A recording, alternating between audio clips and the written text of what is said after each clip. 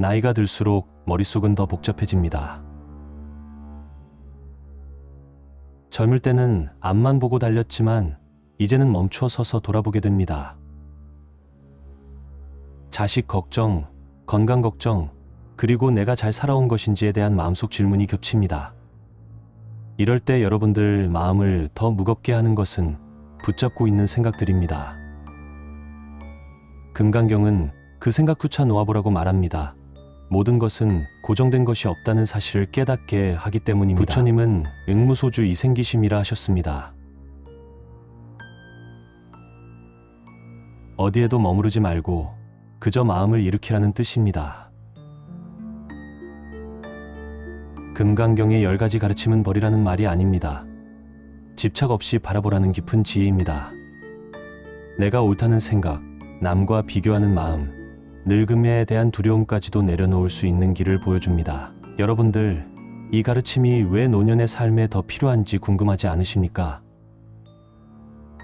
오늘은 부처님 말씀과 철학자들의 명언을 바탕으로 금강경 10가지 가르침이 우리 인생에 주는 의미에 대해 이야기해 보겠습니다. 응무소주 이생기심 돈 집착 괴로움. 첫 번째 지혜는 돈을 붙잡으려는 마음이 먼저 나를 붙잡는다는 사실을 보는 일입니다. 괴로움이 깊어지는 이유는 돈 그 자체가 아니라 돈에 머무르려는 마음이 생기기 때문입니다. 부처님 말씀으로 전해지는 말에 따르면 머무는 바 없이 그 마음을 내라고 합니다. 이 말은 무엇에도 걸리지 않은 마음이 가장 자유롭다는 뜻으로 전해집니다. 돈을 손에 쥐고 있으면서도 마음이 달라붙지 않으면 그 돈은 도구로 남고 짐이 되지 않습니다. 그러나 돈을 잃을까 쥐어짜듯 붙잡는 순간 마음은 그 자리에 묵히게 됩니다. 그래서 같은 액수의 돈을 가지고도 어떤 이는 편안하고 어떤 이는 밤잠을 설칩니다. 이런 차이가 생기는 까닭을 살펴보면 이해가 됩니다. 또 다른 가르침에서는 탐욕은 바닷물과 같아서 마실수록 갈증이 커진다고 전해집니다. 이 비유는 돈을 더 벌면 마음이 채워질 것 같지만 실제로는 더 많은 비교와 불안을 부른다는 점을 조용히 보여줍니다. 처음에는 생활을 지키기 위한 욕심이었는데 시간이 지나면 남과의 차이를 재는 잣대로 바뀝니다. 그 순간 돈은 삶을 돕는 손길이 아니라 마음을 조이는 끈이 됩니다. 이런 이유니까 그렇습니다.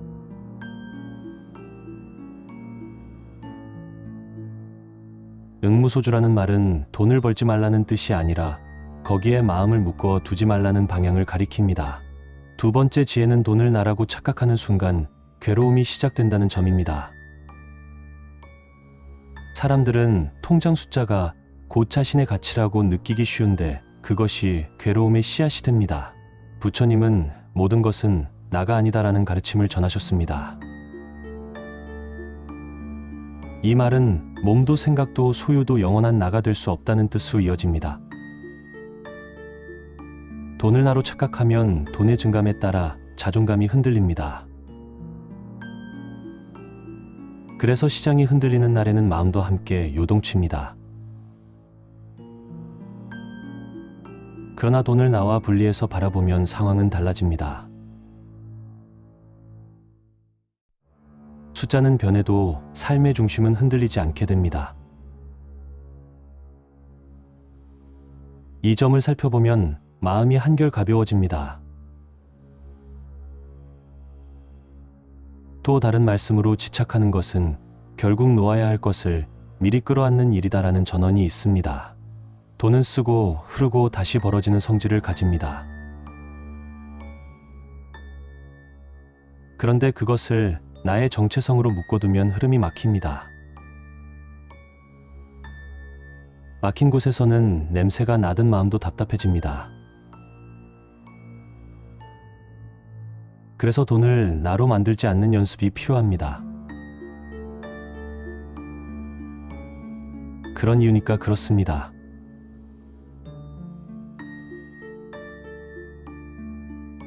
세 번째 지혜는 비교가 돈의 괴로움을 키운다는 사실입니다. 비교는 늘 나를 남의 삶으로 끌어갑니다.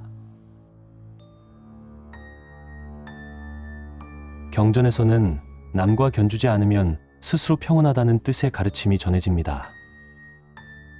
이 말은 소유의 많고 적음보다 마음의 안정이 삶의 질을 결정한다는 뜻으로 읽힙니다. 이웃의 차가 바뀌는 날 마음이 흔들리고 친척 모임에서 말수가 줄어드는 경험을 떠올려 보면 이해가 됩니다. 돈은 그대로인데 비교가 마음을 괴롭힙니다. 그래서 비교를 내려놓는 것이 돈 걱정의 절반을 덜어줍니다. 또 서양의 한 철학자는 비교는 기쁨을 훔쳐간다고 말했습니다. 이 말은 시대와 문화를 넘어 통합니다. 비교하는 순간 현재의 충분함은 사라집니다. 텃밭에서 자란 채소를 먹으며 느끼던 만족도 남의 식탁을 떠올리는 순간 빛이 바래집니다. 돈도 마찬가지입니다.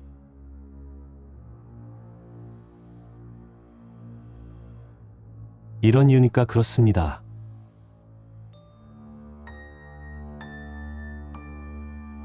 네 번째 지혜는 불안이 돈을 더 세게 붙잡게 만든다는 점입니다. 불안이 클수록 집착도 강해집니다. 부처님 가르침 가운데 미래에 머무르면 마음이 불안해진다는 말이 전해집니다. 아직 오지 않은 날을 미리 당겨 안으면 현재의 숨이 가빠집니다. 노후 걱정이 커질수록 숫자를 반복해서 확인하는 습관이 생깁니다. 그러나 그 행동은 불안을 줄이기보다 키우는 경우가 많습니다. 마음이 미래에 매달려 있기 때문입니다. 그래서 지금 이 순간의 안정이 중요합니다. 또 다른 말씀에서는 지금 한 걸음이 온 길과 갈 길을 함께 밝힌다고 합니다.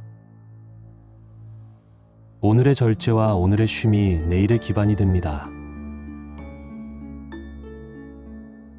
불안은 계산으로만 사라지지 않습니다. 몸과 마음이 안정될 때 숫자도 제자리를 찾습니다. 그런 이유니까 그렇습니다.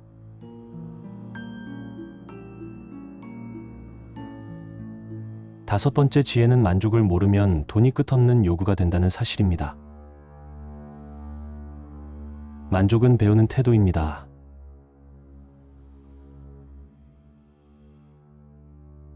부처님은 만족을 아는 이는 비록 누워도 편안하다고 전하셨습니다. 이 말은 적게 가져도 괜찮다는 단순한 위로가 아닙니다. 가진 것을 정확히 알고 감사하는 능력이 삶을 편안하게 만든다는 뜻입니다. 만족을 모르면 수입이 늘어도 지출과 욕심이 함께 커집니다. 그래서 항상 모자란 느낌에 시달립니다. 만족을 알면 같은 조건에서도 숨이 놓입니다. 또 다른 전언으로 그릇이 넘치면 쏟아진다는 말이 있습니다. 욕심은 그릇을 넘치게 만듭니다.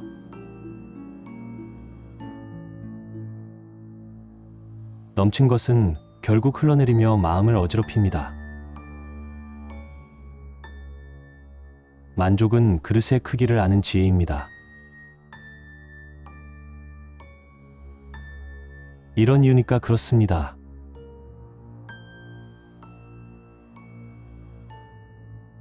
여섯 번째 지혜는 돈을 통제하려 할수록 마음이 통제당한다는 역설입니다. 지나친 관리가 오히려 피로를 부릅니다. 부처님 가르침에 따르면 붙잡음은 스스로를 묶는다고 합니다. 계획과 관리는 필요하지만 지착은 다릅니다. 하루에도 수십 번 잔액을 확인하는 습관은 안심을 주지 않습니다. 오히려 마음을 더 조급하게 만듭니다. 관리가 집착으로 변하는 지점을 알아차리는 것이 중요합니다. 또 과학의 시선에서도 반복 확인은 불안을 강화하는 회로를 만든다고 설명합니다. 뇌는 위협을 감지하면 도파민과 스트레스 반응을 함께 엮습니다.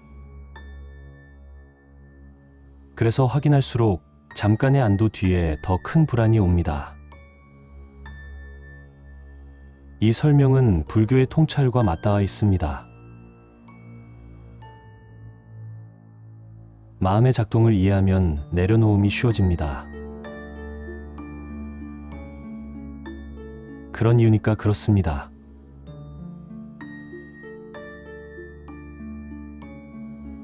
일곱 번째 지혜는 나눔이 돈의 집착을 풀어준다는 점입니다. 나눔은 손실이 아니라 순환입니다. 부처님은 베풀면 마음의 묶임을 푼다고 전하셨습니다. 작은 나눔이라도 마음이 열립니다. 손자, 손녀에게 간식을 사주거나 이웃과 반찬을 나누는 일에서 그 느낌을 알 수 있습니다. 돈이 나를 떠나는 것이 아니라 막혀있던 마음이 흐르기 시작합니다. 이 경험은 집착을 자연스럽게 느슨하게 합니다. 또 다른 말씀에서는 흐르는 물은 썩지 않는다고 합니다. 돈도 마음도 흐를 때 맑아집니다.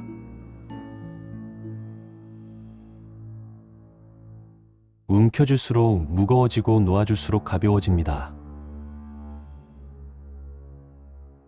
이 단순한 원리가 삶에서 확인됩니다. 이런 이유니까 그렇습니다.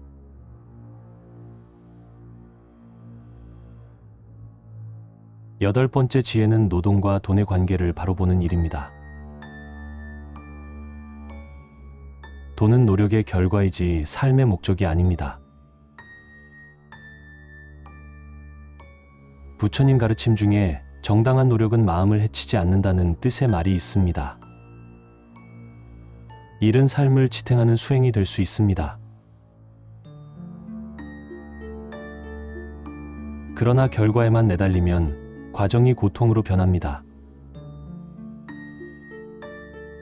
성실히 일한 하루가 숫자로만 평가될 때 허무가 옵니다.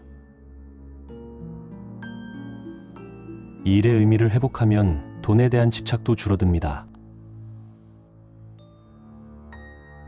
또 한 철학자는 일은 삶을 지탱하는 다리라고 말했습니다. 다리를 목적지로 착각하면 길을 잃습니다.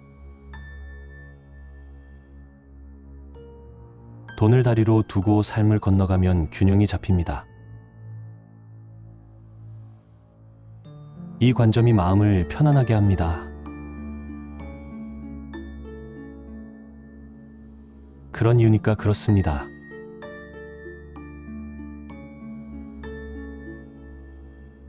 아홉 번째 지혜는 노후의 돈 걱정이 현재의 삶을 잠식하지 않게 하는 일입니다. 미래, 대비와 현재 포기는 다릅니다.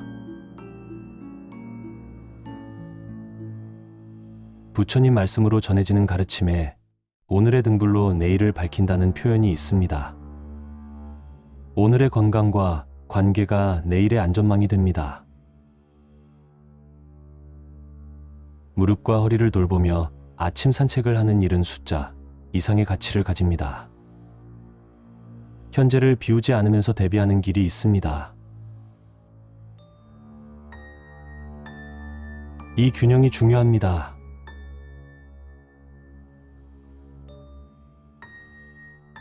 또 다른 전원에서는 미리 죽음을 연습하지 말라고 합니다.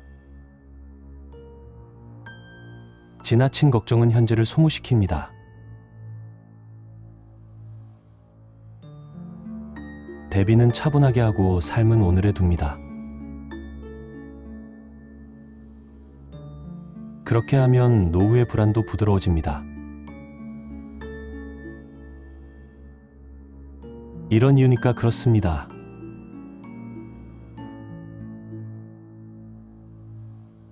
열 번째 지혜는 결국 마음의 자리로 돌아오는 일입니다. 응무소주는 돈 앞에서도 유효합니다.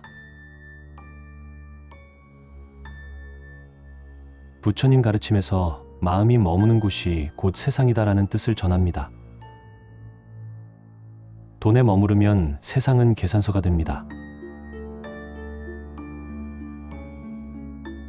마음을 놓으면 세상은 관계와 경험으로 보입니다. 이 차이는 삶의 온도를 바꿉니다. 돈이 사라져도 남는 것이 무엇인지 분명해집니다. 또 한 스님의 말로 가볍게 쥐면 오래간다는 전언이 있습니다. 돈을 가볍게 쥐면 삶이 오래 편안합니다. 무거운 지착은 빨리 지치게 합니다. 응무소주 이생기심은 돈을 멀리하라는 말이 아닙니다. 돈 앞에서도 마음을 자유롭게 두라는 안내입니다. 그런 이유니까 그렇습니다.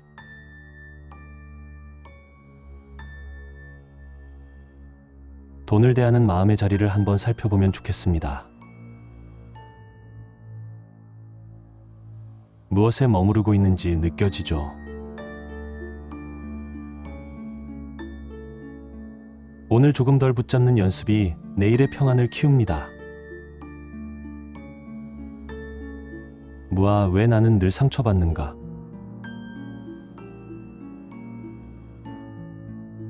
첫 번째 지혜는 상처받는 나라는 생각이 먼저 만들어진다는 점을 보는 일입니다. 늘 상처받는 이유는 고정된 내가 있다고 믿기 때문입니다.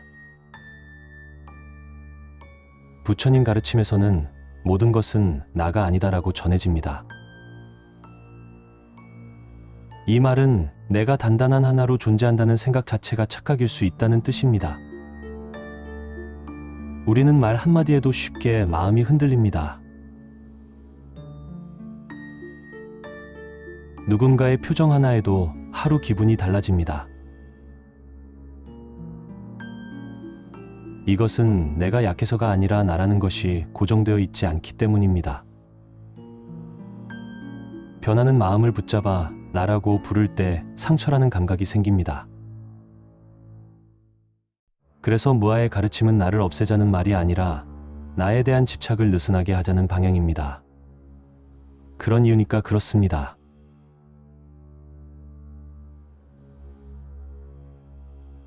또 다른 말씀으로 느낌은 일어나고 사라진다는 가르침이 있습니다. 상처도 하나의 느낌입니다.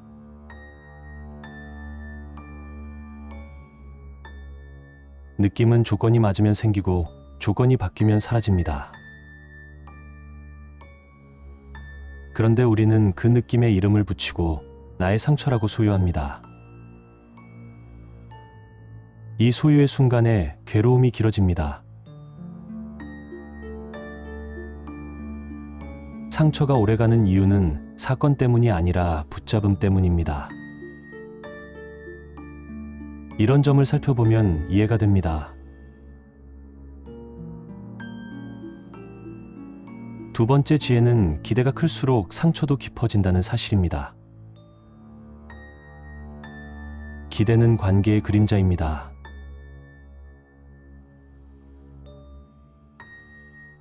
부처님은 바라는 마음은 괴로움의 근원이다라고 전하셨습니다. 기대는 상처럼 보이지만 그 안에는 조건이 숨어 있습니다. 나는 이렇게 했으니 너도 그래야 한다는 마음이 생깁니다. 그 기대가 어긋날 때 상처라는 이름의 감정이 올라옵니다. 그래서 상처는 상대가 준 것이 아니라 내가 세운 기준에서 생겨납니다. 이 구조를 보면 마음이 조금 느슨해집니다. 또 다른 전원에서는 물은 낮은 곳으로 흐른다고 합니다. 사람도 각자의 자리에서 흘러갑니다.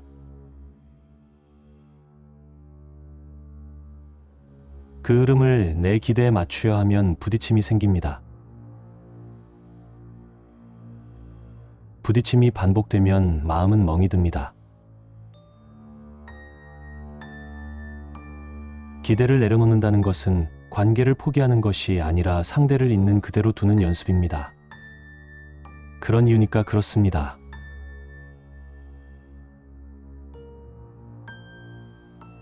세 번째 지혜는 말과 행동을 나에 대한 평가로 받아들이기 때문입니다. 우리는 상황을 나로 번역합니다.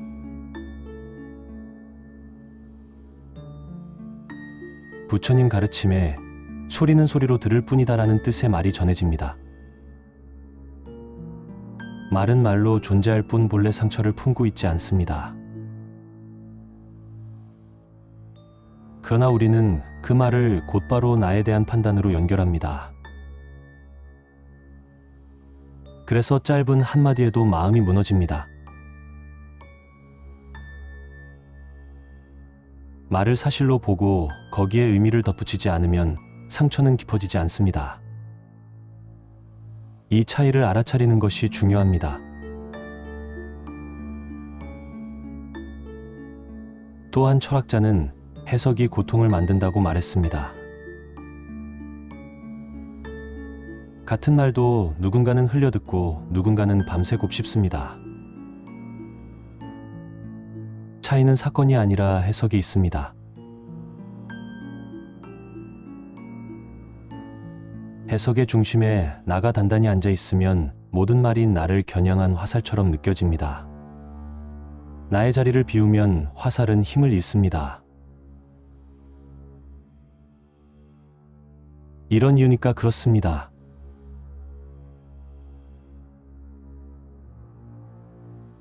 네 번째 지혜는 과거의 기억이 현재의 상처를 키운다는 점입니다. 마음은 시간을 넘나듭니다.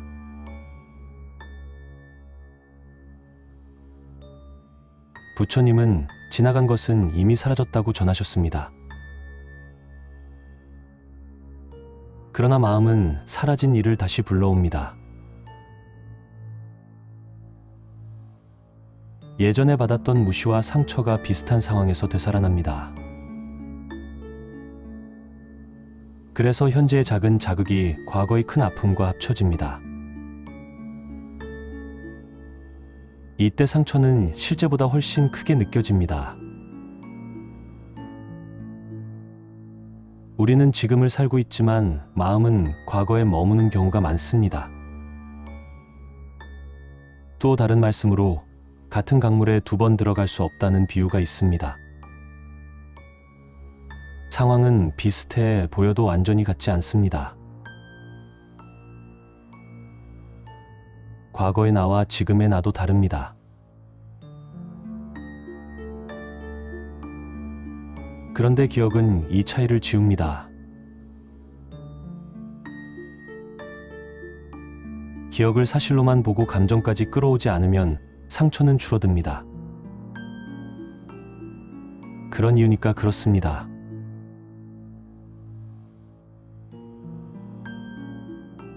다섯 번째 지혜는 인정받고 싶다는 마음이 상처의 문을 연다는 사실입니다.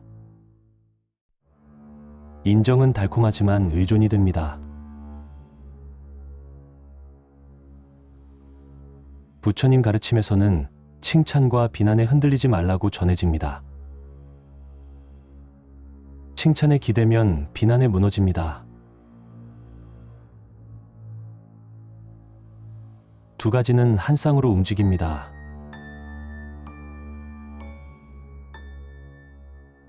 인정받고 싶다는 마음이 클수록 평가에 민감해집니다. 그래서 작은 무관심에도 크게 다칩니다. 인정이 삶의 연료가 되면 상처는 피할 수 없습니다. 또 다른 전언으로 남의 눈은 거울이 아니다라는 말이 있습니다. 타인의 반응은 그 사람의 상태를 비출 뿐 나의 전부를 보여주지 않습니다. 그럼에도 우리는 그 반응으로 나를 판단합니다. 이 판단이 반복되면 마음은 늘 긴장합니다. 무아의 관점에서 보면 평가받을 고정된 나도 없습니다. 이 점을 이해하면 숨이 놓입니다. 이런 이유니까 그렇습니다.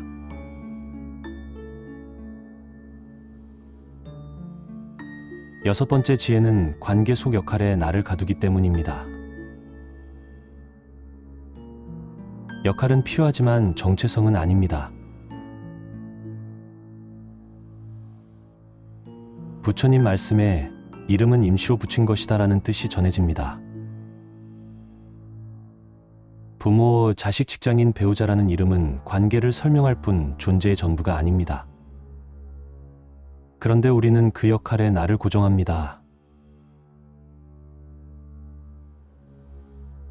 역할이 흔들리면 나도 무너진 것처럼 느낍니다. 그래서 관계에서 상처가 깊어집니다. 또 한 스님의 말로 옷이 젖었다고 몸이 젖은 것은 아니다라는 비유가 있습니다. 역할은 옷과 같습니다.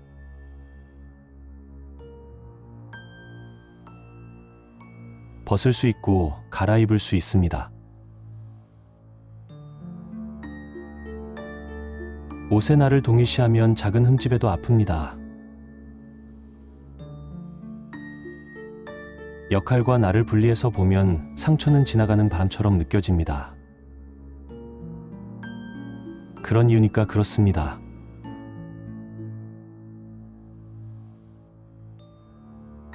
일곱 번째 지혜는 내 마음을 내가 돌보지 않기 때문입니다.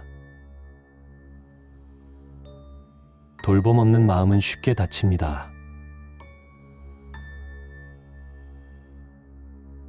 부처님은 자신을 섬처럼 의지하라고 전하셨습니다. 이 말은 혼자 버티라는 뜻이 아닙니다. 내 마음의 상태를 먼저 살피라는 안내입니다.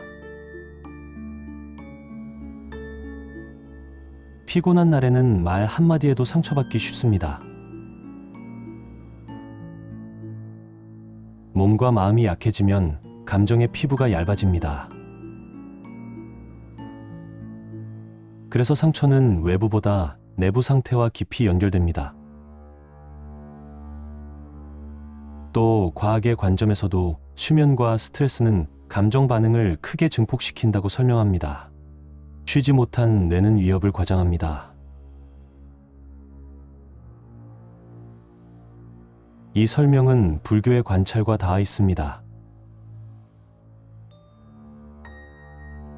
나를 돌보는 일은 이기심이 아니라 예방입니다. 마음을 살피면 상처는 줄어듭니다. 이런 이유니까 그렇습니다.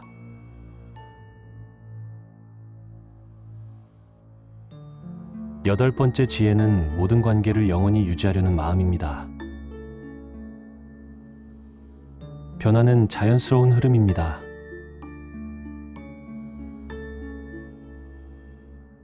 부처님 가르침에 만나는 것은 헤어짐을 포함한다는 말이 있습니다. 관계는 생겨나고 변하고 사라집니다. 이 사실을 받아들이지 않으면 변화가 배신처럼 느껴집니다. 그래서 멀어짐을 상처로 해석합니다.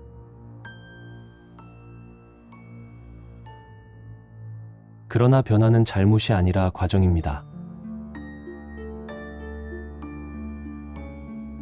이 점을 알면 마음이 덜 다칩니다. 또 다른 전언에서는 꽃은 피었다가 진다고 합니다. 지는 것을 실패로 보지 않습니다. 관계도 마찬가지입니다.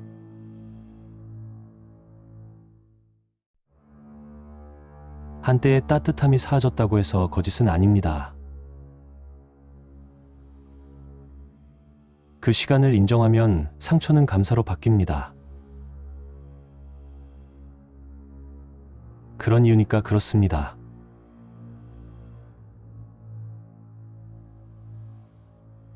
아홉 번째 지혜는 상처를 나의 이야기로 계속 반복하기 때문입니다.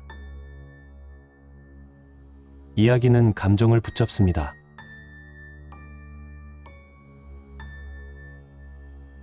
부처님은 말을 멈추면 마음도 쉰다는 뜻의 가르침을 전하셨습니다. 같은 상처를 계속 이야기하면 감정은 새로워집니다. 이미 지나간 일이 현재형으로 살아납니다. 그래서 상처가 아물 틈이 없습니다. 이야기를 멈춘다는 것은 억누르는 것이 아니라 쉬게 하는 일입니다. 또 한 철학자는 우리는 기억이 아니라 반복된 이야기로 산다고 말했습니다. 이야기를 바꾸면 감정도 달라집니다. 상처받은 나 대신 지나간 경험으로 놓아두면 마음의 긴장이 풀립니다. 무아의 관점에서는 붙잡을 이야기의 주인공도 없습니다. 이런 이유니까 그렇습니다.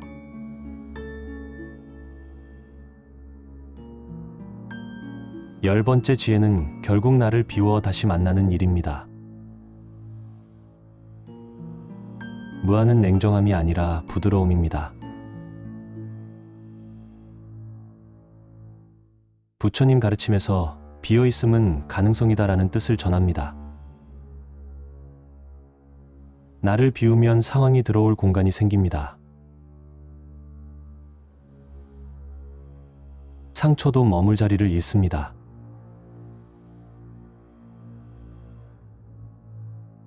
비어있는 마음은 반응하기보다 알아차립니다.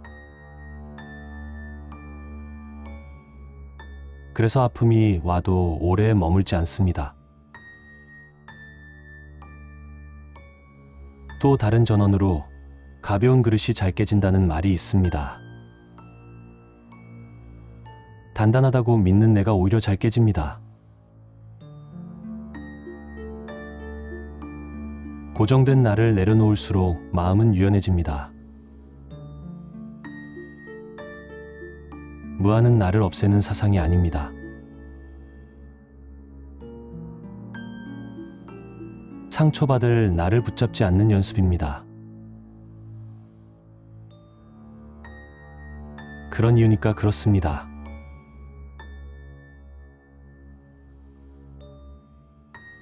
여러분은 언제 가장 상처를 느끼셨나요? 그 순간 어떤 나를 붙잡고 있었는지 떠올려보면 좋겠습니다. 나를 조금 비우는 자리에서 마음은 덜 다치고 더 자유로워집니다. 일체유의법, 이 고통이 끝나는 이유. 첫 번째 지혜는 모든 고통에는 반드시 조건이 있다는 사실을 아는 일입니다. 이 고통이 끝나는 이유는 그것이 만들어진 것이기 때문입니다. 부처님 가르침에서 전해지는 말로 일체유의법은 인연으로 생겨난다고 합니다. 유의라는 말은 누군가 만들었고 어떤 조건이 갖춰졌다는 뜻입니다. 우리가 겪는 괴로움도 저절로 생긴 것이 아닙니다. 관계의 말 한마디, 환경의 변화, 몸의 피로, 생각의 반복 같은 조건이 겹쳐 만들어집니다. 만들어진 것은 조건이 바뀌면 반드시 달라집니다. 그래서 끝나지 않을 것 같은 고통도 사실은 진행 중인 과정일 뿐입니다. 이 점을 이해하면 마음이 조금 느슨해집니다. 그런 이유니까 그렇습니다. 또 다른 말씀으로 비 오는 날은 반드시 그친다는 비유가 전해집니다. 비가 영원히 내린 적은 없습니다. 고통도 마찬가지입니다. 조건이 계속 유지되지 않는 한같은 강도로 머물 수 없습니다. 우리는 고통의 한가운데 있을 때 이 사실을 잊기 쉽습니다. 그러나 법은 늘 작동하고 있습니다. 이 흐름을 알면 숨이 놓입니다. 두 번째 지혜는 고통을 고정된 상태로 착각하지 않는 일입니다. 고통은 움직이고 변합니다. 부처님은 변하지 않는 것은 없다고 전하셨습니다. 이 말은 위로가 아니라 사실에 가깝습니다. 몸의 통증도 감정의 아픔도 하루 안에서도 강약이 달라집니다. 아침과 저녁의 마음이 다른 경험을 떠올려 보면 이해가 됩니다. 그런데 우리는 힘든 순간의 감각을 붙잡아 이것이 나의 전부라고 여깁니다. 이 착각이 고통을 길게 만듭니다. 고통은 하나의 장면이지 이야기 전체가 아닙니다. 또 다른 전원에서는 불은 연료가 있어야 탄다고 합니다. 감정도 연료가 필요합니다. 생각이 연료가 되고 기억이 연료가 됩니다. 연료를 덜어내면 불길은 약해집니다. 그래서 고통은 고정된 실체가 아니라 움직이는 현상입니다. 이런 이유니까 그렇습니다. 세 번째 지혜는 저항할수록 고통이 길어진다는 점을 아는 일입니다. 밀어낼수록 오래 남습니다. 부처님 가르침에 싫어함도 집착이다라는 뜻의 말이 있습니다. 괴로움을 없애고 싶다는 마음이 오히려 괴로움을 붙잡는 경우가 많습니다. 왜 나에게 이런 일이 왔는지 따지고 밀어내는 동안 마음은 계속 그 자리에 머뭅니다. 반대로 지금 이런 감정이 있구나 하고 알아차리면 긴장이 풀립니다. 받아들임은 포기가 아니라 관찰입니다. 관찰이 시작되면 변화도 시작됩니다. 또 다른 말씀으로 주먹을 쥐면 손이 아프다는 비유가 있습니다. 아픔을 없애려 쥐고 있는 주먹을 펴면 손도 풀립니다. 고통과 싸우지 않고 바라보는 태도가 고통을 약하게 만듭니다. 이런 이유니까 그렇습니다. 네 번째 지혜는 고통의 정체를 정확히 보는 일입니다. 사건과 감정을 구분해야 합니다. 부처님은 느낌은 느낌일 뿐이다라고 전하셨습니다. 실제 사건은 이미 지나갔는데 마음은 계속 반응합니다. 그래서 우리는 하나의 사건 위에 수십 번의 고통을 더합니다. 말 한마디가 끝났는데 마음속에서는 대화가 반복됩니다.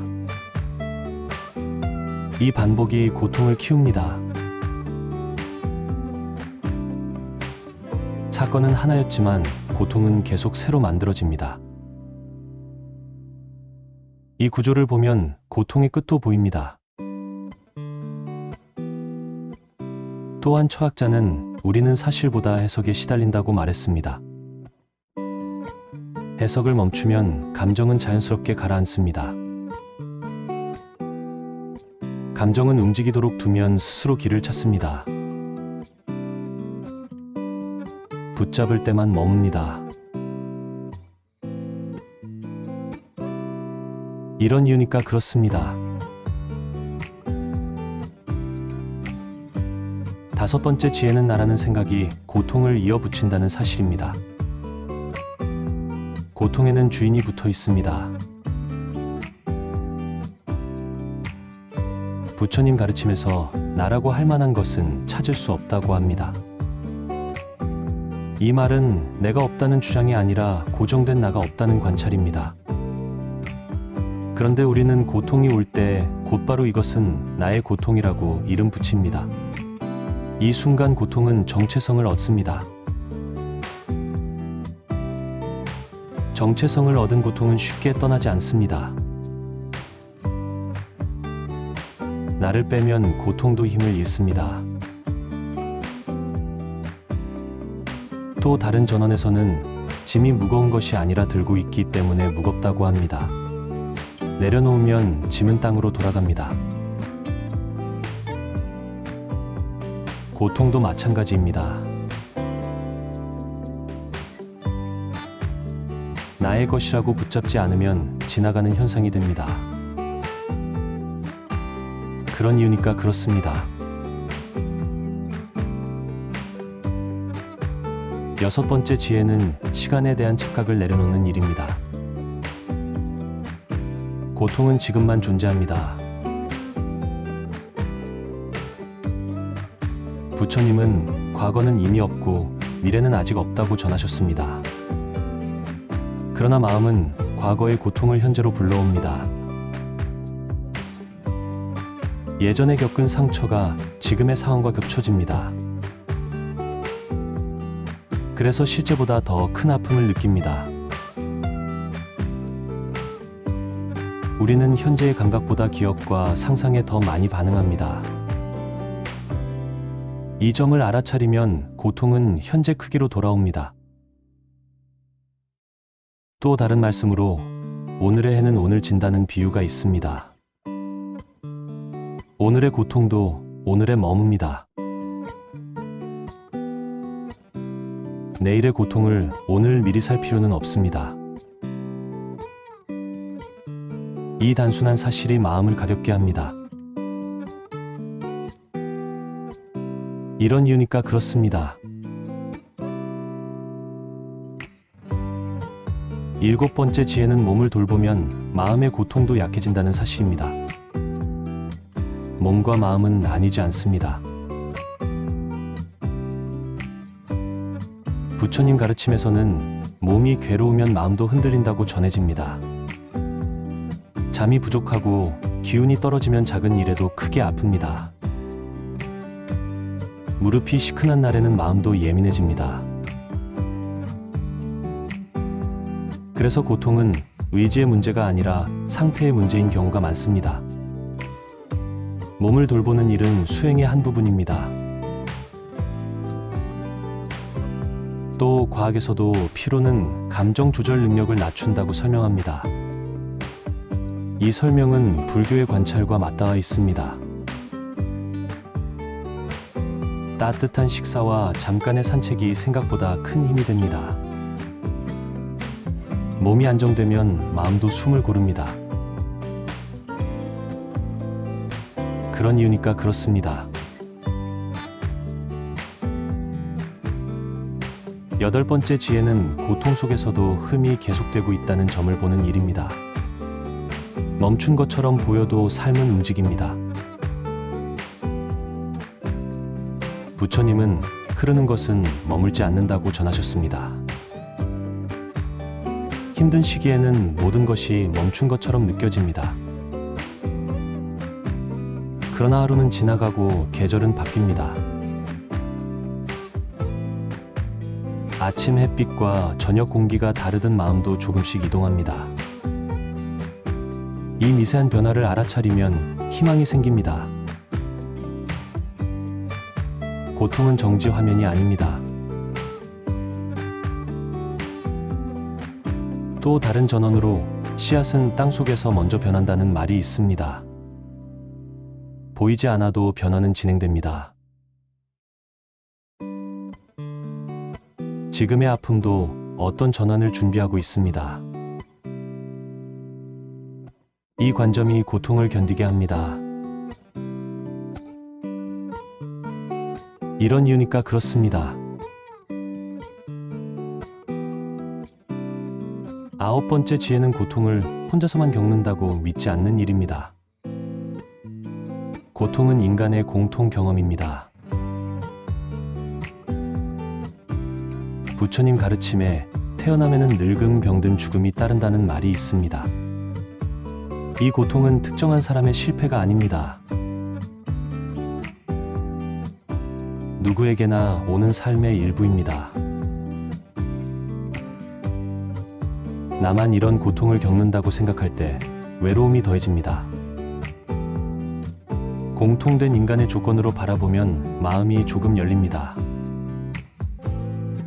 또 다른 말씀으로 서로 기대어 산다는 표현이 있습니다.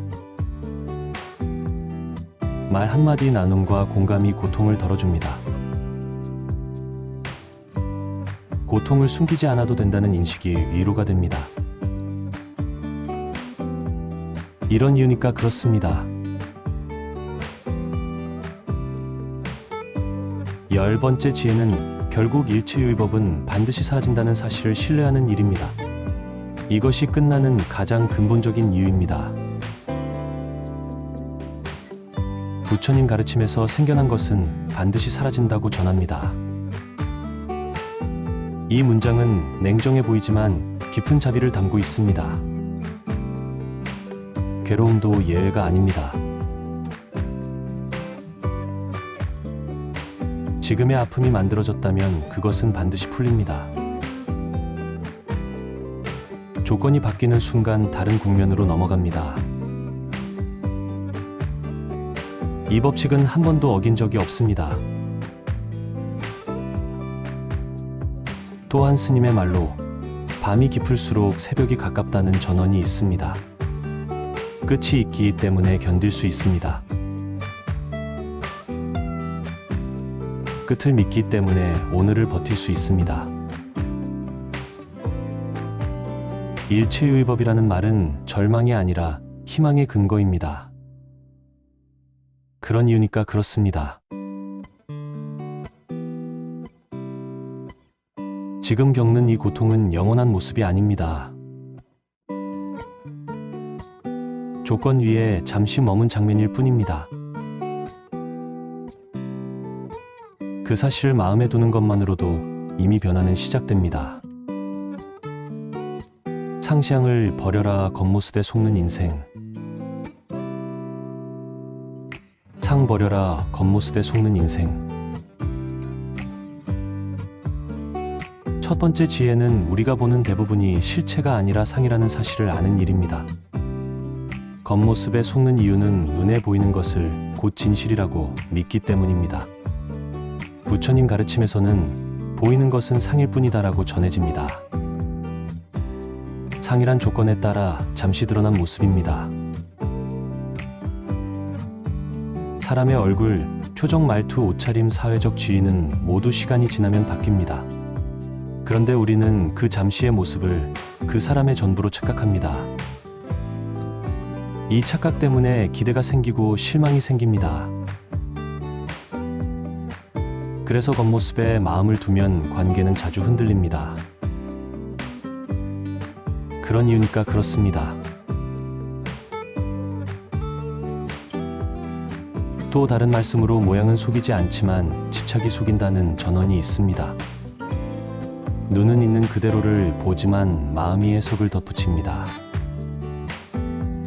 단정한 모습에 신뢰를 얹고 거친 말투에 마음의 문을 닫습니다. 이 판단이 반복되면 삶은 점점 좁아집니다. 상을 상으로만 보면 속을 여지가 줄어듭니다.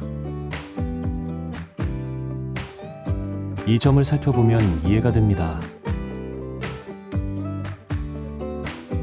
두 번째 지혜는 나 자신도 상으로 살아가고 있다는 사실을 보는 일입니다. 우리는 스스로 만든 모습에 묶입니다.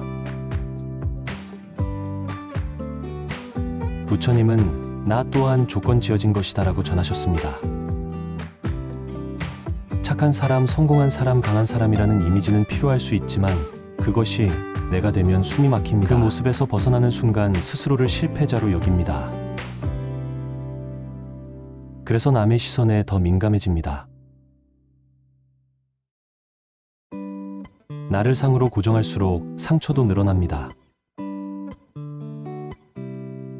또 다른 전언에서는 가면은 편리하지만 오래 쓰면 아프다고 합니다.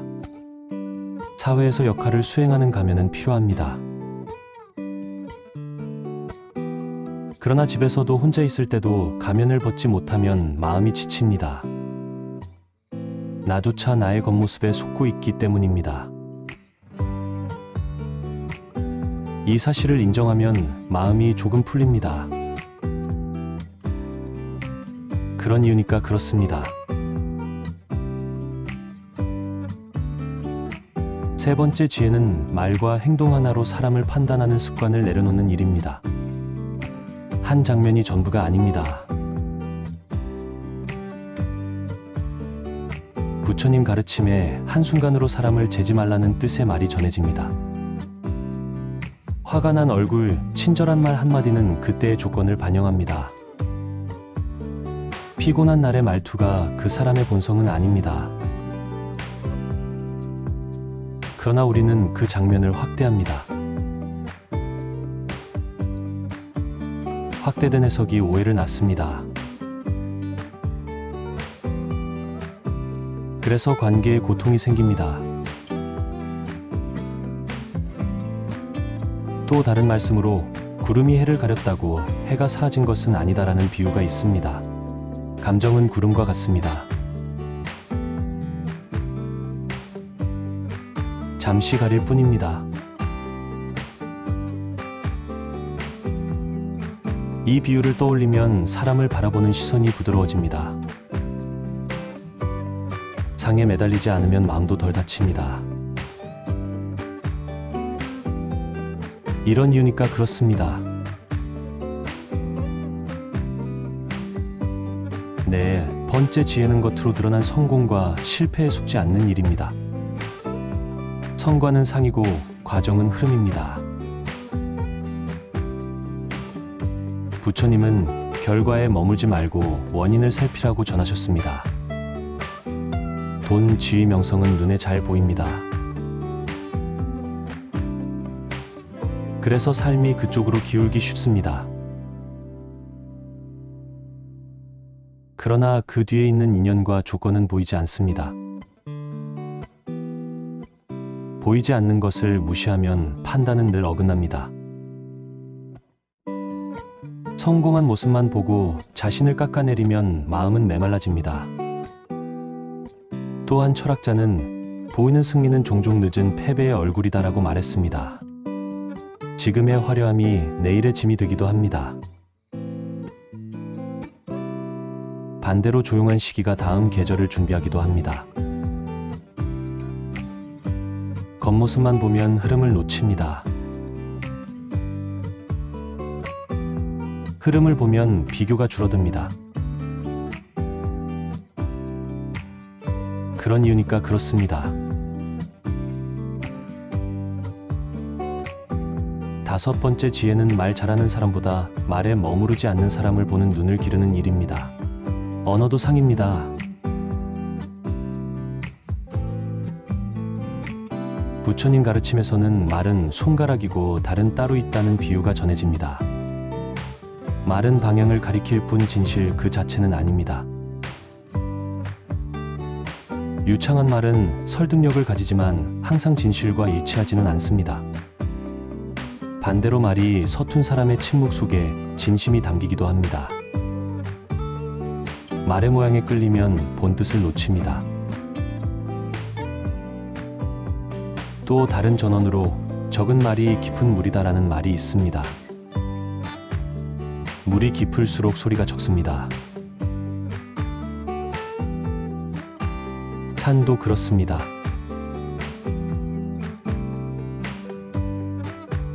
요란한 표현보다 꾸준한 태도가 사람을 드러냅니다. 상을 벗기면 시간이 답을 줍니다.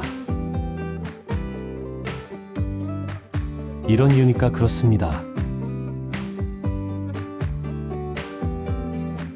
여섯 번째 지혜는 감정의 얼굴에 속지 않는 일입니다. 감정도 잠시의 상입니다. 부처님은 느낌은 머물지 않는다고 전하셨습니다. 화, 슬픔, 기쁨은 모두 조건이 맞아 일어났다가 사라집니다. 그런데 우리는 감정의 얼굴을 보고 그 사람 전체를 판단합니다. 화를 낸 사람을 성격이 나쁘다고 단정합니다. 이 단정이 관계를 굳힙니다. 감정은 날씨와 같다는 사실을 기억하면 도움이 됩니다. 또 다른 말씀으로 바람이 분다고 산이 움직이지는 않는다는 비유가 있습니다. 감정에 바람이 불어도 그 사람의 중심은 그대로일 수 있습니다. 이 관점이 생기면 감정에 덜 휘둘립니다. 상을 감정에서 분리하면 마음이 안정됩니다. 그런 이유니까 그렇습니다. 7번째 지혜는 나이와 외모라는 상에 속지 않는 일입니다. 시간은 겉을 바꾸지만 깊이는 다르게 자랍니다. 부처님 가르침에 늙음은 쇠함이 아니라 변하다라는 뜻이 전해집니다. 주름은 시간의 기록입니다. 겉모습만 보면 잃은 것만 보입니다. 그러나 살아온 세월은 판단의 깊이와 인내를 남깁니다. 겉의 변화에 마음을 두면 스스로를 작게 봅니다. 깊이를 보면 존중이 생깁니다. 또 다른 전언으로 나무는 껍질보다 나이테로 자란다는 말이 있습니다. 바깥보다 안쪽이 삶을 지탱합니다. 외모에 마음을 두면 불안이 커집니다. 상을 내려놓을수록 자신을 편하게 대하게 됩니다. 이런 이유니까 그렇습니다. 8번째 지혜는 소유의 크기로 사람을 판단하지 않는 일입니다. 가진 것도 상입니다. 부처님은 가진 것이 많아도 마음이 가난할 수 있다고 전하셨습니다. 집, 차, 통장 숫자는 눈에 잘 보입니다. 그래서 삶의 기준이 되기 쉽습니다. 그러나 소유는 상황에 따라 달라집니다. 오늘의 풍요가 내일의 부담이 되기도 합니다. 소유를 상으로 보면 비교가 줄어듭니다. 또 다른 말씀으로 빈손으로 와서 빈손으로 간다는 전언이 있습니다. 이 말은 허무가 아니라 균형을 줍니다. 무엇을 가지고 있느냐보다 어떻게 쓰고 나누느냐가 삶을 말해줍니다. 상을 걷어내면 사람의 태도가 보입니다. 그런 이유니까 그렇습니다. 9번째 지혜는 관계 속 역할이라는 상을 내려놓는 일입니다. 역할은 모습이지 본질이 아닙니다. 부처님 가르침에서 이름은 임시로 붙인 표식이다라고 합니다. 부모, 자식, 상사부하라는 이름은 관계를 설명할 뿐 존재의 전부가 아닙니다. 역할에만 머무르면 관계는 경직됩니다. 기대에서 벗어나면 실망이 생깁니다. 역할이라는 상을 내려놓으면 사람과 사람이 만납니다. 또한 스님의 말로 옷을 보고 사람을 껴안지 않는다는 전언이 있습니다. 옷은 바뀌지만 몸은 그대로입니다. 역할도 상황에 따라 달라집니다. 이 사실을 알면 관계의 숨통이 트입니다. 이런 이유니까 그렇습니다. 10번째 지혜는 결국 상을 버린다는 것은 세상을 거부하는 일이 아니라 더 깊이 보는 일입니다. 비워야 보입니다. 부처님 가르침에서 상에 머무르지 않을 때 지혜가 열린다고 전합니다. 상을 붙잡으면 판단은 빠르지만 얕습니다. 상을 놓으면 이해는 느리지만 깊습니다. 겉모습에 속지 않는 인생은 덜 흔들립니다. 사람도 나도 흐름 속에 있음을 알기 때문입니다. 또 다른 전언으로 빈 그릇이 더 많은 것을 담는다는 말이 있습니다. 상을 비운 마음은 삶을 더 정확히 담습니다. 판단이 줄어들수록 연민이 생깁니다. 상을 버린다는 것은 냉정해지는 일이 아닙니다. 오히려 따뜻해지는 길입니다. 그런 이유니까 그렇습니다. 여러분은 어떤 상에 가장 자주 속고 계신가요? 남의 모습일까요? 오늘 하나의 상을 내려놓는 자신의 모습일까요? 삶은 조금 더 가벼워집니다. 집착하지 않는 노력에 애쓰지 말라는 가르침. 첫 번째 지혜는 애씀 자체가 괴로움을 키운다는 사실을 분명히 보는 일입니다. 우리가 지치는 이유는 덜 애써서가 아니라 너무 애쓰고 있기 때문입니다. 부처님 가르침에서는 붙잡지 말고 이루려 하지 말라는 뜻의 말이 전해집니다. 이 말은 아무것도 하지 말라는 뜻이 아닙니다. 결과를 움켜쥔 채 과정까지 통제하려는 마음이 고통을 만든다는 관찰입니다. 잘하려고 이를 악물수록 몸은 굳고 마음은 좁아집니다. 애씀은 처음에는 성실처럼 보이지만 시간이 지나면 집착으로 변합니다. 그래서 노력의 방향을 바꾸라는 안내가 나옵니다. 그런 이유니까 그렇습니다. 또 다른 전언으로 줄을 너무 세게 당기면 끊어진다는 비유가 있습니다. 산도 악기 줄과 같습니다. 적당한 긴장은 소리를 만들지만 과한 긴장은 파열을 부릅니다. 애쓰지 않는다는 것은 느슨해지는 것이 아니라 알맞아지는 일입니다. 이 균형을 알면 숨이 놓입니다. 두 번째 지혜는 결과에 집착할수록 현재가 사라진다는 점입니다. 애씀은 늘 미래로 마음을 보냅니다.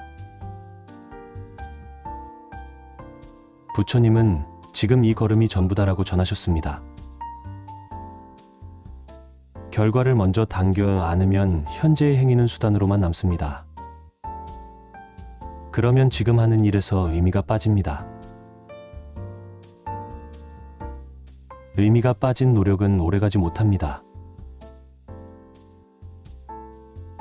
그래서 애쓰는 만큼 공허해집니다. 현재에 머무는 노력이 오래가는 이유를 여기서 볼 수 있습니다. 또 다른 말씀으로 열매를 세느라 씨앗을 잊지 말라는 전언이 있습니다. 씨앗을 돌보는 일은 조용합니다. 조용한 일은 눈에 띄지 않지만 생명을 키웁니다.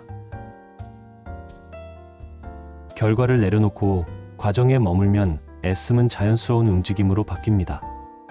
그런 이유니까 그렇습니다.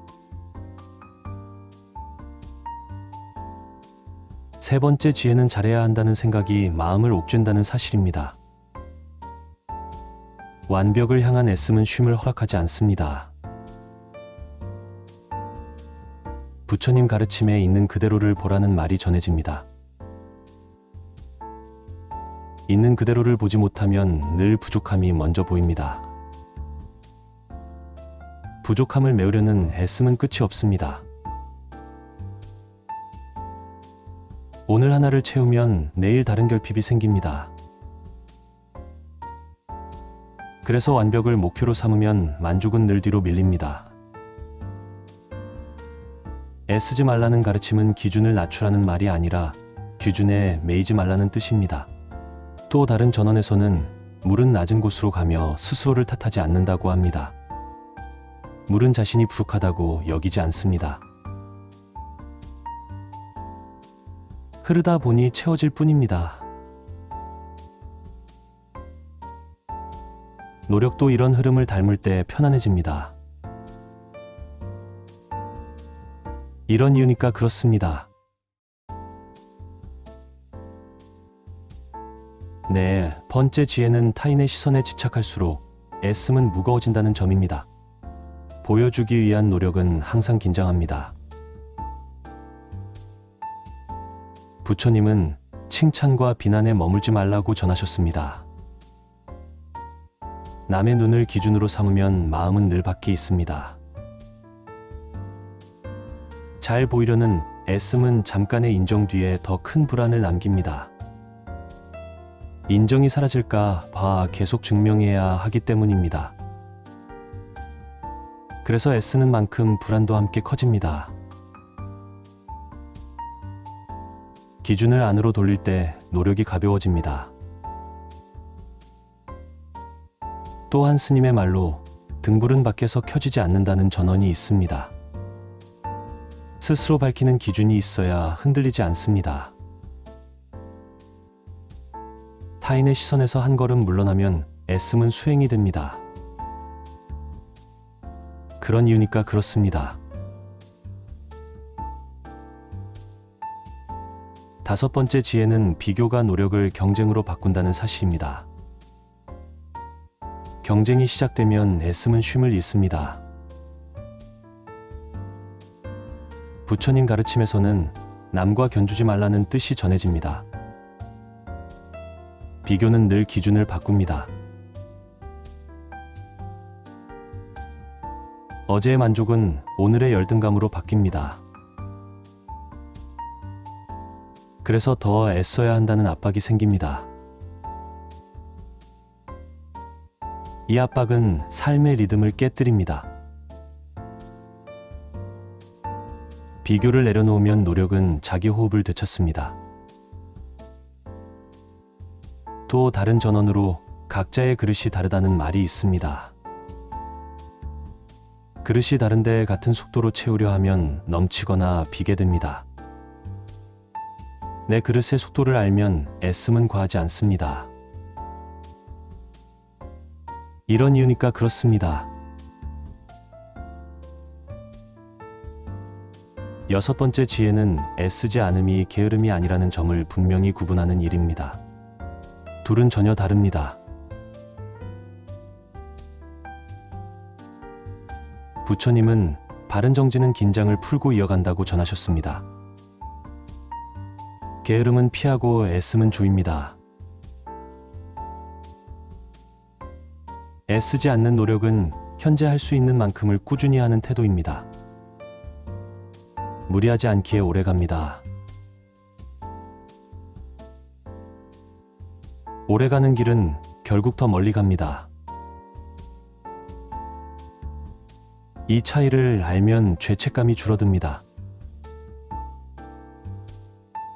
또 과학의 관점에서도 과도한 긴장은 집중력을 떨어뜨린다고 설명합니다. 휴식이 없는 노력은 효율을 잃습니다. 이 설명은 불교의 중도와 맞닿아 있습니다. 적절한 쉼이 노력을 지탱합니다. 그런 이유니까 그렇습니다. 일곱 번째 지혜는 몸의 신호를 무시할수록 애씀은 고통으로 변한다는 사실입니다. 몸은 늘 먼저 말합니다. 부처님 가르침에 몸을 해치며 닦는 길은 바른 길이 아니다라는 뜻이 전해집니다. 피로한 몸으로 마음의 평안을 얻기는 어렵습니다. 무릎과 허리가 아픈데도 이를 참으며 버티는 태도는 수행이 아니라 소모입니다. 몸의 신호를 존중하면 애씀은 조율됩니다. 조율된 노력은 부드럽습니다. 또 다른 전언으로 아끼는 조율해야 소리가 난다는 말이 있습니다. 몸을 돌보는 일은 조율입니다. 아침 산책과 충분한 잠은 애씀을 지탱하는 토대입니다. 이 토대 위에서 노력은 자연스러워집니다. 이런 이유니까 그렇습니다. 8번째 지혜는 통제하려는 마음을 내려놓는 일입니다. 모든 것을 관리하려 할수록 애쓰면 끝이 없습니다. 부처님은 인연에 맡길 줄 알라고 전하셨습니다. 맡긴다는 것은 방치가 아닙니다. 할 일을 한 뒤 결과를 붙잡지 않는 태도입니다. 통제하려는 마음은 늘 긴장을 유지합니다. 예상과 다를 때마다 좌절이 생깁니다. 맡김을 배우면 애씀은 필요한 만큼만 남습니다. 또 다른 말씀으로 바람은 붉게 두고 배는 방향만 잡는다는 비유가 있습니다. 삶의 바람은 통제할 수 없습니다. 그러나 방향은 선택할 수 있습니다. 방향에 충실한 노력은 가볍습니다. 이런 이유니까 그렇습니다. 9번째 지혜는 노력의 주인을 비우는 일입니다. 내가 한다는 생각이 애씀을 무겁게 만듭니다. 부처님 가르침에서 행위는 있으나 행하는 자는 찾기 어렵다는 뜻이 전해집니다. 이 말은 책임을 버리라는 뜻이 아닙니다. 모든 행위가 조건의 만남으로 이루어진다는 관찰입니다. 나 혼자 해냈다는 생각이 강할수록 실패도 혼자 떠안게 됩니다. 주인을 비우면 성과와 실패 모두 가벼워집니다. 또 다른 전언으로 흐름이 일을 한다는 말이 있습니다. 우리는 흐름에 참여할 뿐입니다. 이 관점이 생기면 애씀은 협력으로 바뀝니다. 혼자 짊어지지 않게 됩니다. 그런 이유니까 그렇습니다. 10번째 지혜는 결국 애쓰지 말라는 가르침의 핵심은 부드러움입니다. 부드러움은 가장 강한 지속력입니다. 부처님 가르침에서 중도는 느슨함과 조임 사이에 있다고 전합니다. 극단으로 가면 오래가지 못합니다. 부드러운 태도는 상황에 맞게 조절합니다. 그래서 무너지지 않습니다. 애쓰지 않는 노력은 포기가 아니라 신뢰입니다. 삶의 흐름과 나 자신에 대한 신뢰입니다. 또한 스님의 말로 힘을 빼야 길이 보인다는 전언이 있습니다. 힘이 들어가면 시야가 좁아집니다. 힘을 빼면 주변이 보입니다. 애쓰지 않을 때 지혜가 작동합니다. 그럴 때 노력은 산과 어긋나지 않습니다. 그런 이유니까 그렇습니다. 여러분은 지금 무엇을 너무 애쓰며 붙잡고 계신가요? 한 걸음 물러나 힘을 빼면 오히려 길이 또렷해질 때가 있습니다. 애쓰지 않는 자리에서 삶은 더 오래 그리고 더 깊게 이어집니다. 보시 주는 사람이 먼저 편해진다. 첫 번째 지혜는 주는 행위가 상대보다 먼저 나의 마음을 풀어준다는 사실입니다. 보시가 편안한 이유는 나눔이 손실이 아니라 내려놓음이기 때문입니다. 부처님 가르침에서는 보시는 탐욕을 쉬게 한다고 전해집니다. 탐욕은 더 가지려는 마음이고 보시는 움켜쥔 손을 펴는 행동입니다. 손을 펴는 순간 긴장이 풀립니다. 돈이나 물건보다 먼저 풀리는 것은 마음의 경직입니다. 그래서 주는 사람의 얼굴이 먼저 부드러워집니다. 이 변화는 계산으로 만들 수 없습니다. 그런 이유니까 그렇습니다. 또 다른 말씀으로 쥐고 있으면 무겁고 놓으면 가볍다는 전언이 있습니다. 무거움은 양의 문제가 아니라 집착의 문제입니다. 같은 것을 가지고도 쥔 사람과 나눈 사람의 마음 상태는 다릅니다. 보시는 마음의 무게를 줄이는 가장 직접적인 방법입니다. 이 점을 살펴보면 이해가 됩니다. 두 번째 지혜는 보시가 결핍의식에서 벗어나게 한다는 점입니다. 나눌 수 있다는 감각이 나를 지탱합니다. 부처님은 베풀 수 있는 이는 이미 풍요롭다고 전하셨습니다. 이 말은 재산의 많고 적음을 말하지 않습니다.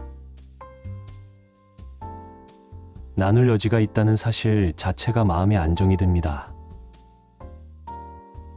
늘 부족하다고 느끼는 사람은 주기 어렵습니다. 반대로 조금이라도 줄 수 있을 때 나는 완전히 비어있지 않다는 확신이 생깁니다. 이 확신이 불안을 잠재웁니다. 또 다른 전언에서는 등불 하나로도 어둠은 물러난다고 합니다. 큰 보시가 아니어도 괜찮습니다. 작은 친절, 작은 나눔도 마음의 어둠을 밀어냅니다. 결핍의식이 줄어들수록 삶은 덜 조급해집니다. 그런 이유니까 그렇습니다. 세 번째 지혜는 보시가 관계를 부드럽게 만든다는 사실입니다. 주고받음의 흐름이 막힘을 풀어줍니다. 부처님 가르침에 베풀면 원한을 끊는다는 말이 전해집니다. 관계의 긴장은 대부분 계산에서 옵니다. 누가 더 했는지 누가 덜 했는지 따지기 시작하면 마음은 다칩니다. 보시는 이 계산을 멈추게 합니다. 계산이 멈추면 상대를 있는 그대로 보게 됩니다. 그래서 관계의 숨통이 트입니다. 또 다른 말씀으로 먼저 손을 내미는 쪽이 길을 연다는 전언이 있습니다. 먼저 준다는 것은 약함이 아닙니다. 흐름을 시작하는 힘입니다. 그 힘이 관계를 덜 아프게 만듭니다. 이런 이유니까 그렇습니다. 네 번째 지혜는 보시가 미래에 대한 불안을 줄여준다는 점입니다. 지금 나눌 수 있다는 감각이 내일을 덜 두렵게 합니다.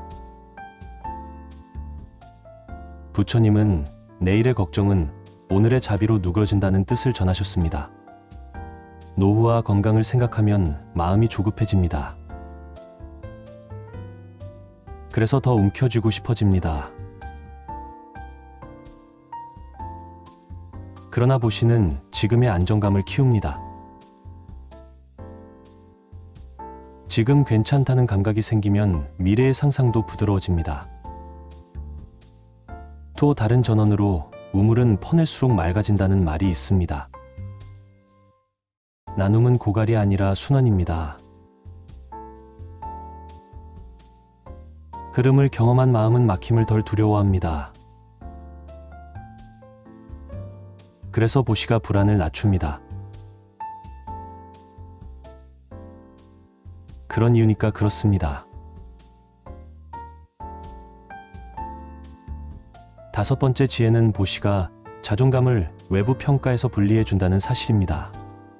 나는 줄 수 있는 사람이라는 감각이 중심을 세웁니다. 부처님 가르침에서는 스스로를 귀하게 여기라고 전해집니다. 귀함은 남의 칭찬에서만 오지 않습니다. 누군가에게 도움이 되었다는 경험은 깊은 안정감을 줍니다. 이 안정감은 비교에 흔들리지 않습니다. 그래서 보시는 조용한 자존감을 키웁니다.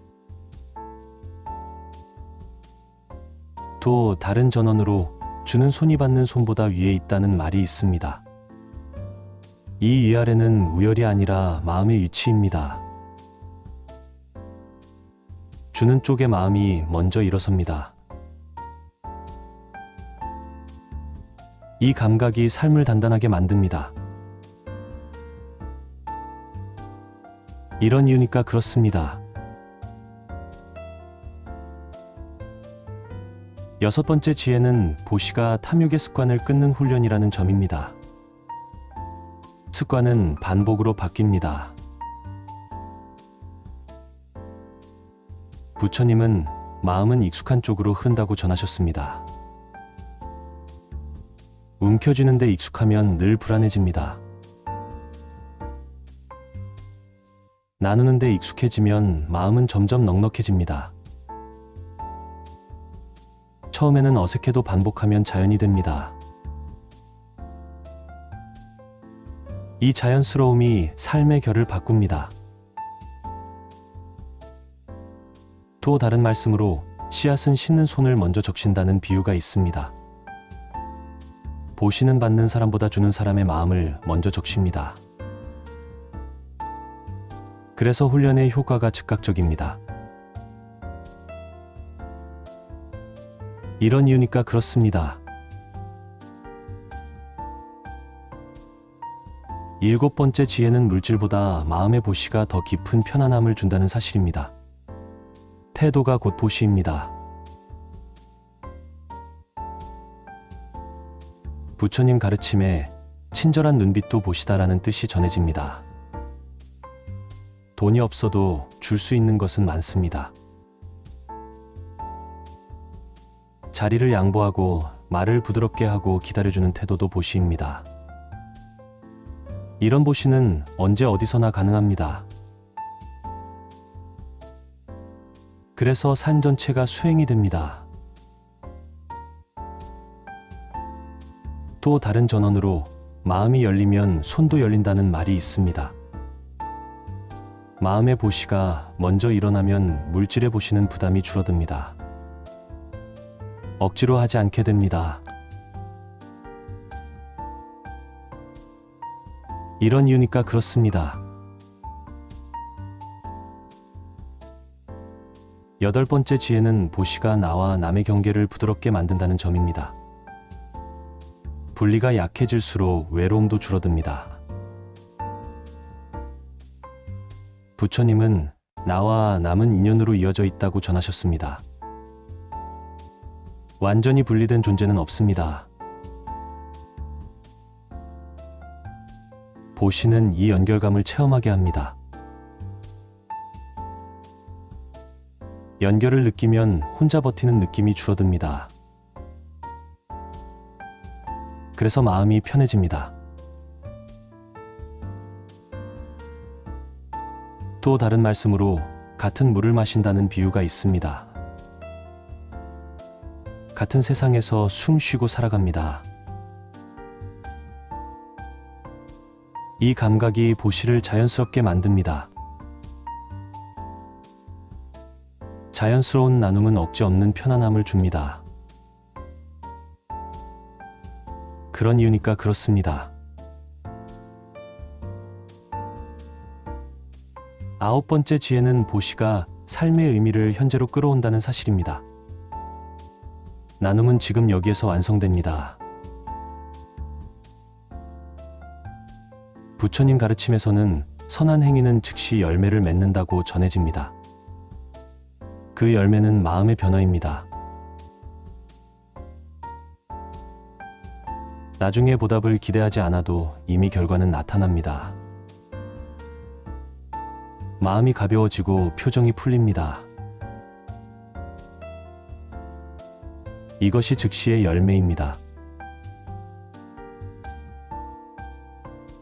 또 다른 전언으로 오늘의 따뜻함이 오늘을 산다는 말이 있습니다. 보시는 미래의 거래가 아닙니다. 지금의 삶을 살아있게 합니다. 이 점이 보시를 지속 가능하게 만듭니다. 이런 이유니까 그렇습니다. 10번째 지혜는 결국 보시는 나를 비우는 연습이 아니라 나를 살리는 길이라는 점입니다. 비울수록 살아납니다. 부처님 가르침에서 비움 속에 충만이 있다고 전합니다. 보시는 나를 줄이는 행위처럼 보이지만 실제로는 나를 넓힙니다. 마음의 공간이 넓어지면 작은 일에 덜 흔들립니다. 그래서 주는 사람이 먼저 편해집니다. 또한 스님의 말로 남을 살피는 마음이 나를 살린다는 전언이 있습니다. 보시는 희생이 아닙니다. 삶의 균형을 회복하는 길입니다. 그 균형 위에서 마음은 오래 편안합니다. 그런 이유니까 그렇습니다. 여러분은 오늘 무엇을 나눌 수 있을까요? 치지 않아도 괜찮습니다. 하나를 내어놓는 순간 마음은 이미 한결 가벼워집니다. 2년 사람은 왜 떠나는가?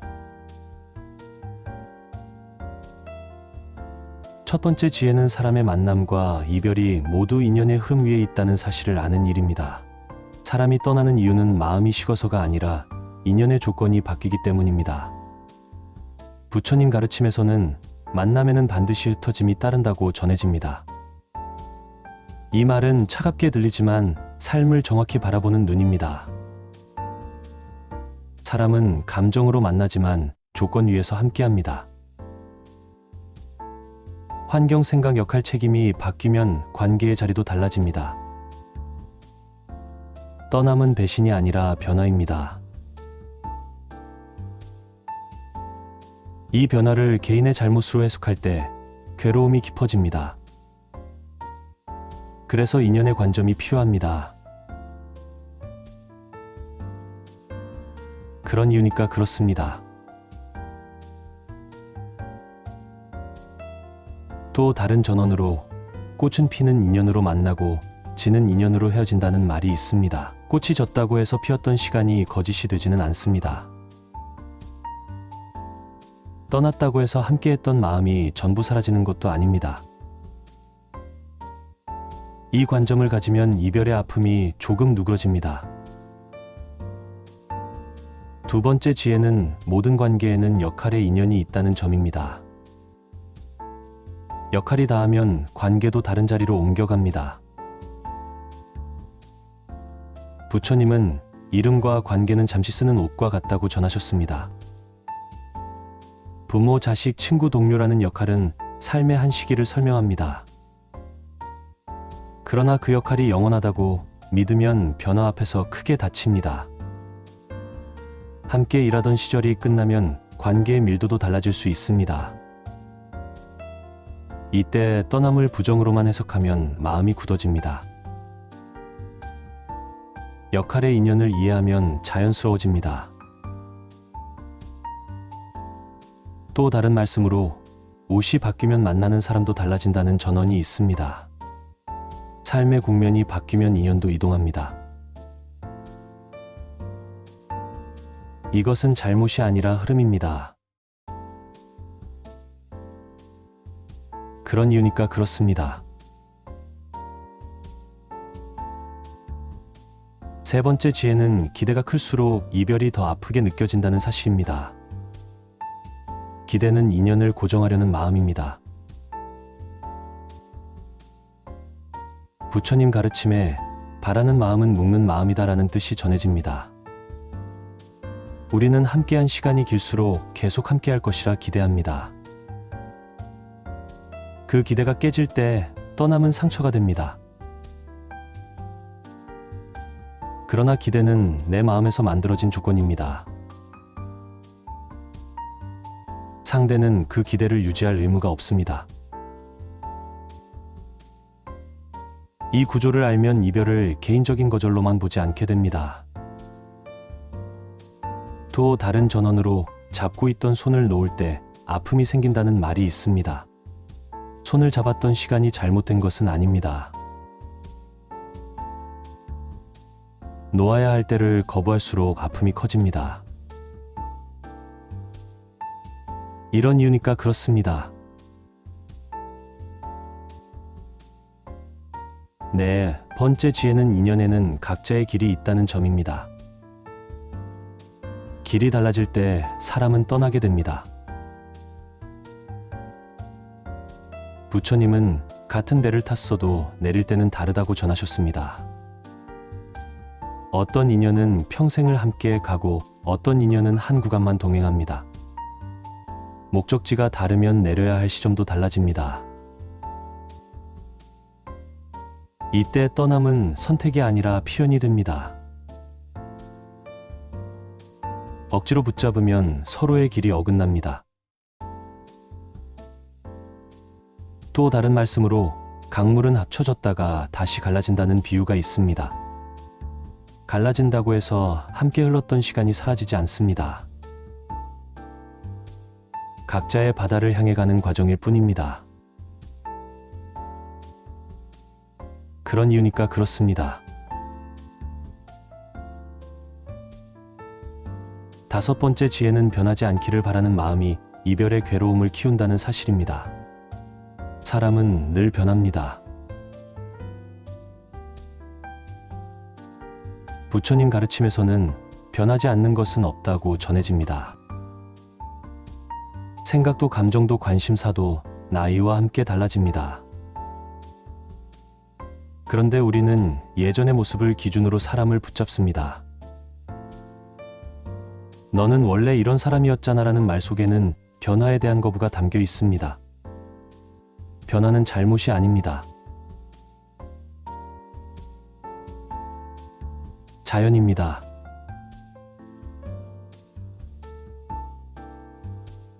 이 사실을 받아들이면 떠남을 덜 원망하게 됩니다. 또 다른 전언으로 어제의 물로 오늘을 씻을 수 없다는 말이 있습니다. 어제의 관계 방식으로 오늘을 유지하려 하면 무리가 생깁니다. 그런 이유니까 그렇습니다.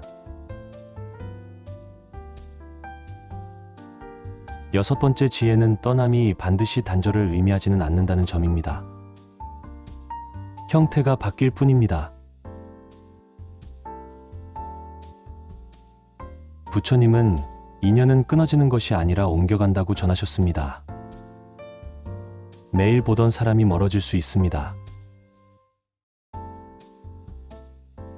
그러나 마음의 흔적은 남습니다.